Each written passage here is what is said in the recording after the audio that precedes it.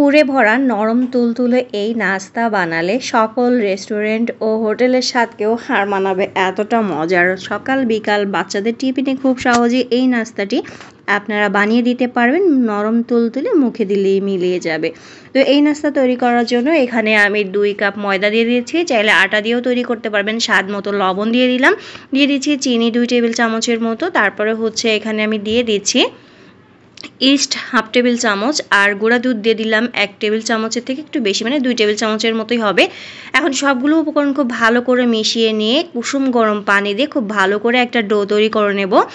অল্প অল্প পানি দিয়ে একটা ডো তৈরি করে নিয়েছি। আর এখানে কিন্তু 1 টেবিল চামচের মতো তেল আমি দিয়েছিলাম, দিয়ে খুব ভালো করে মিশিয়ে নিয়েছি।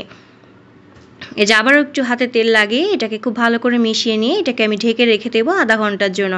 এখন পুরটা তৈরি করে নেব। তার জন্য চুলার পরে কড়াইয়ে তেল দিয়ে দিলাম সামান্য পরিমাণে, আর এখানে আমি দিয়ে দিচ্ছি মুরগির বুকের মাংস ছোট ছোট পিস করে কেটে 1 কাপের মতো এখানে দিয়ে দিয়েছি। দিয়ে খুব ভালো করে একটু ভেজে নিচ্ছি।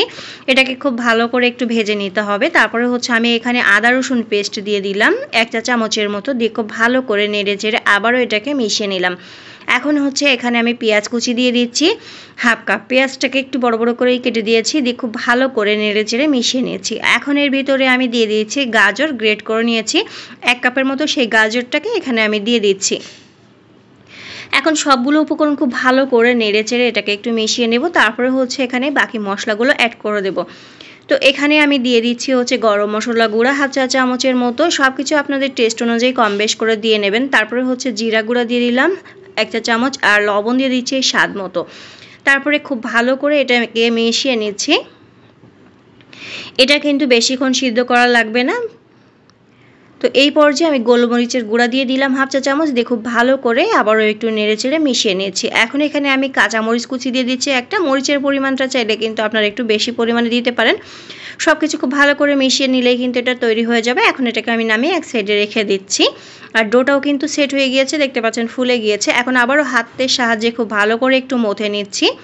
একটু সময় নিয়ে খুব ভালো করে মথে নিতে হবে। তারপরে নাস্তার শেপটাকে দিয়ে নেব। সব সময় কিন্তু একই রকম চিন্তা আমাদের মাথায় ঘুরঘুর করে, কি নাস্তা বানাবো, বাচ্চাদের বিকালে কি দেবো বা স্কুলের টিফিনে কি বানিয়ে দেবো। আপনারা খুব সহজেই কিন্তু এরকম নাস্তা বানিয়ে দিতে পারবেন। তো এই যে আমি প্রথমে এই যে ডোটাকে একটু বাটি দিয়ে খুব ভালো করে সমান করে নিয়েছি। তারপরে যে পুরটা দিয়ে দিলাম, দিয়ে এভাবে করে উল্টিয়ে দিচ্ছি, দিয়ে একটা বাটি দিয়ে মুখটা কেটে নিলেই কিন্তু হয়ে যাবে। এই যে খুব সুন্দর ডিজাইন কিন্তু হয়ে যাচ্ছে, এতে করে কোনো রকম ঝামেলা ছাড়াই তৈরি করা যায়। তো এভাবে আমি তৈরি করে নিচ্ছি। তো আরও একটি আমি অন্যভাবে একটু দেখিয়ে দিচ্ছি আপনাদেরকে। এখান থেকে ছোট একটু লেচি কেটে নিচ্ছি। তারপরে আমি যে বাটি একটু তেল লাগিয়ে বাটি দিয়ে আমি এটাকে একটু সমান করে নেব। তারপরে পুরটা দিয়ে দেব। তো এটা আপনাদের ইচ্ছা অনুযায়ী কিন্তু এভাবেও করতে পারেন, প্রথমে যেভাবে দেখিয়ে দিলাম সেভাবেও করতে পারবেন। কোনো রকম ঝামেলা ছাড়াই কিন্তু খুব সহজেই তৈরি করা যায়। এই যে মুখটাকে আটকে দিলাম, দিয়ে সেই বাটিটা দিয়ে আবারও এটাকে আমি একটু সমান করে নিচ্ছি, তাহলে সবগুলো একই রকম সাইজের হবে। তো এই যে আমি এভাবে সবগুলোই বানিয়ে নিয়েছি। আর আগে থেকেই চুলার পরে কড়াইয়ে তেল দিয়ে আমি গরম করে নিয়েছি।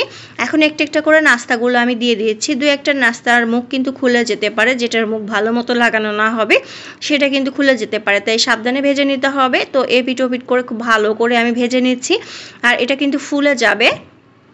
তো এই যে নাস্তাগুলো প্রায় আমার হয়ে গেছে, এখন আমি উঠিয়ে নিচ্ছি।